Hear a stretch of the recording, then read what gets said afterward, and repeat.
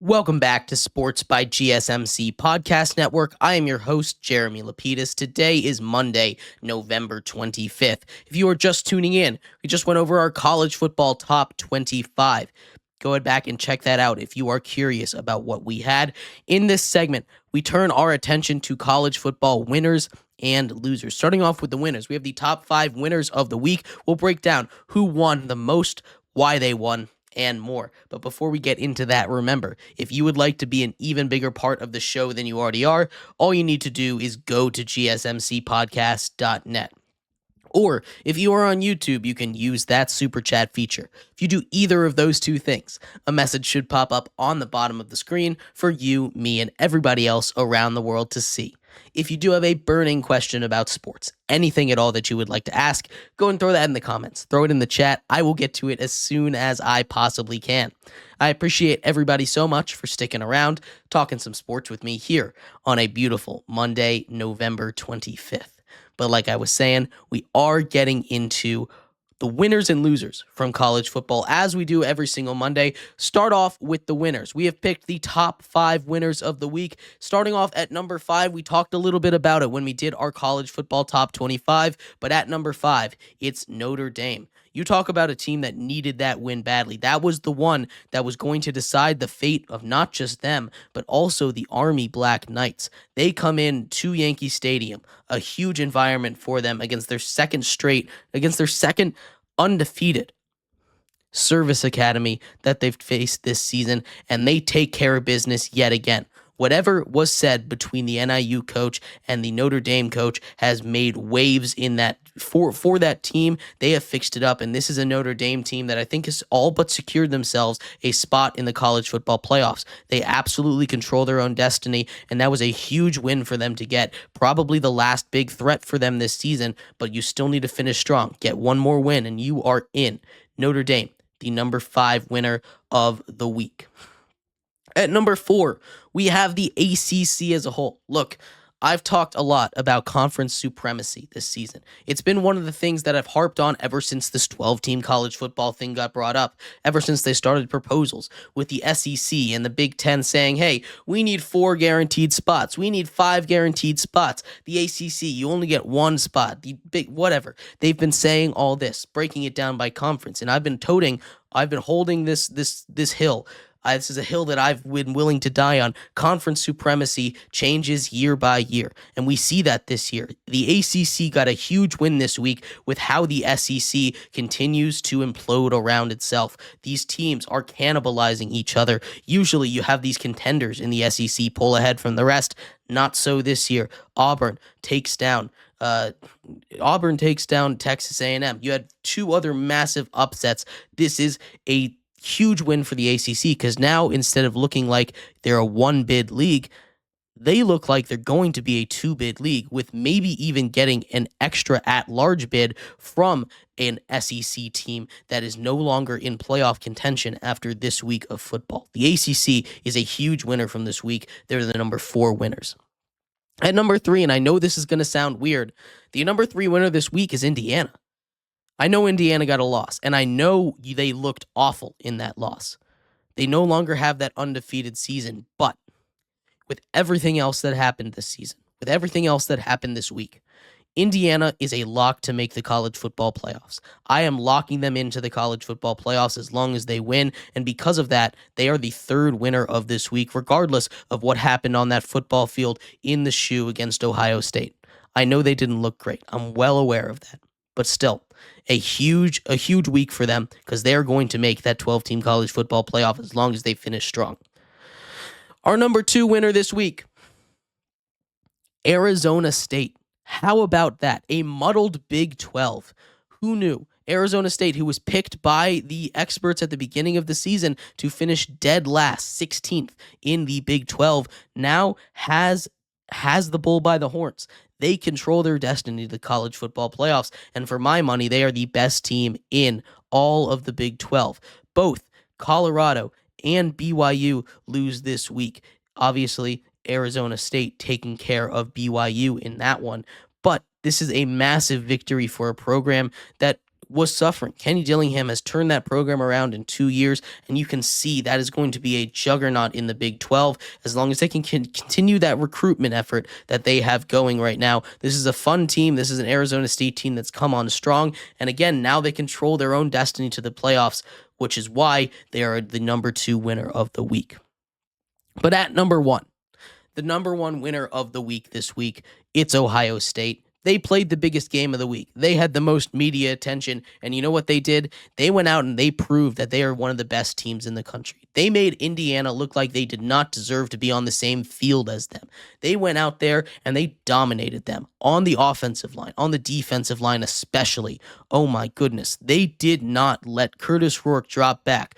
2 steps, they were in his face. He did not get a clean pocket all day long, and credit to Indiana. They hung around as much as they could, but Ohio State physically dominant, especially on that defensive line.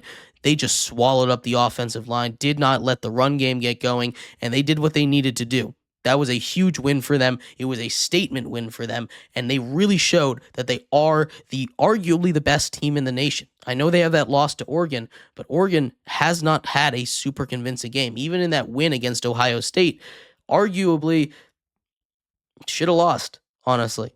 I think Oregon still is a better team, but that is a real tight debate. 1A, 1B type situation, and they showed me a lot this week. Ohio State is the number 1 winner of the week.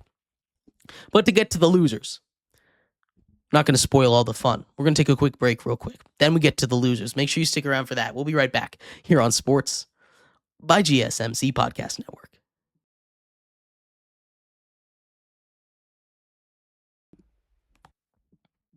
Welcome back to Sports by GSMC Podcast Network. I'm your host, Jeremy Lapidus. If you are just tuning in, we just finished going over the winners, the top 5 winners from college football this week. Yet more chaos, of course, and maybe the most chaotic season in the history of college football.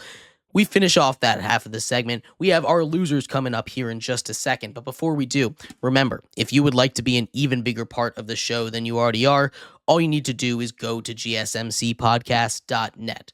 Or if you are on YouTube, you can use that super chat feature. If you do either of those 2 things, a message should pop up on the bottom of the screen for you, me, and everybody else around the world to see. If you do have a burning question about sports, anything at all that you would like to ask, throw it in the comments, throw it in the chat. I will get to it as soon as I possibly can. I appreciate everybody so much for sticking around, talking some sports with me here on a beautiful Monday, November 25th. But like I was saying, finishing up our segment here, we have the top 5 losers from week 13 of college football. We went over the winners. We had Ohio State, Arizona State, Indiana, the ACC, and Notre Dame over there on that side. On the losers, we've got Boise State. Again, kind of a little bit of what are they doing on that side of the aisle. Boise State gets another win. They continue their run. They've only lost 1 game all season, that to the number 1 team in the nation in Oregon, but they've really started to slow down. They had a commanding lead on that group of 5 spot. They looked like the best team in all of the group of 5 pretty handily. Now there's an argument that they could be all the way down to 3. Tulane has been playing incredible football. UNLV even might look a little bit better than them. Boise State needs to turn the gas on right now. They need to show that we are the better team, and for now, I think they are. It's hard to move them behind some of these other group of 5 teams, but it is incredibly close right now, and they're not doing themselves any favors by playing teams like San Jose State super close before pulling away, playing teams like Nevada super close, and then this week only winning by 7 in Wyoming. That's 3 straight games where they just have not looked their best. They need to turn that around quickly, or they will continue to be on this losing side of the of college football. At number 4, we have Army. It's a tough day for Army. They go into Yankee Stadium, a huge game for them. A game that if they won, if I'm being honest, probably would have shot them up into a prospective college football playoff spot. That was a huge game. They get blown out. Notre Dame shows them why, Notre Dame was expected to win that game, right? That was a massive game for them on the schedule, and now you see them fall pretty far. They're out of my top 25.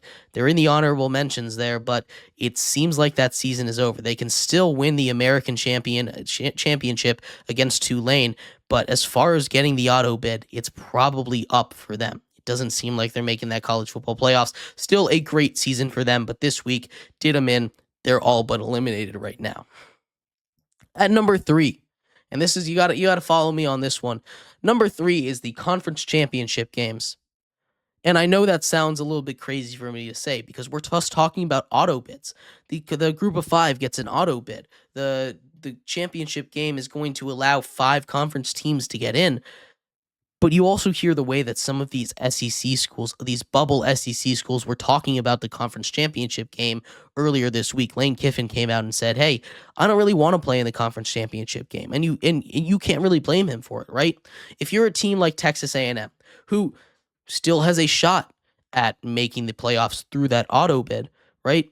If you are going to make that SEC championship game, generally you should expect to be in over, say, a team, the third place team in the SEC.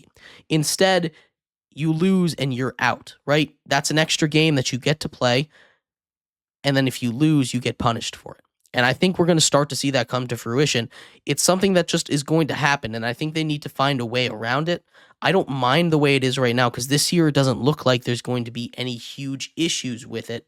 But there is a situation, and I'm looking at the ACC in specific, right? At least for me right now. And when you look at the committee last week, the way that they had it, I'm going to assume that the committee is going to do the same thing. Both Miami and SMU are in. Let's just say, for sake of argument, that they both continue their winning ways, that they both continue to win football games. They both go to the ACC championship game with 1 loss. The loser of that game, and be honest with me, do you really think the loser of that game is going to get the at-large bid?